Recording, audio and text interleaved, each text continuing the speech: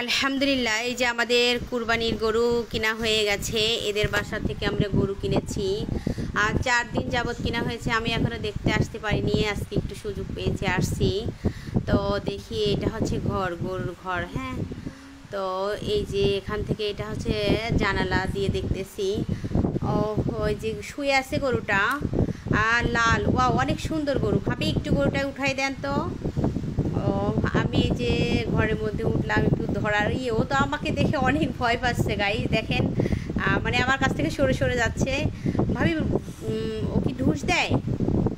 ভাবি বলতেছে না, ঢুস দেয় না। তা আমি একটু ধরার চেষ্টা করতেছি। মার্শাল্লাহ মার্শাল্লাহ, ও তো মানে আমার আদর নেওয়ার জন্য মাথা আগায় দিছে। মার্শাল্লাহ, গরুটা অনেক সুন্দর আর অনেক বড় গাইস, অনেক বড়। গরুটা লাল। আর এই বাবা বাবা, আমাকে ওর ভয় লাগছে ঢুস দেয় কিনা, কিন্তু অনেক সভ্য, আমার অনেক ভালো লাগছে। গাইস, আমাদের গরুটা, কুরবানির গরুটা কেমন হয়েছে অবশ্যই একটু কমেন্টে জানাবেন। হ্যাঁ, আর আল্লাহ যেন কবুল করে নেয়। আল্লাহ হাফেজ।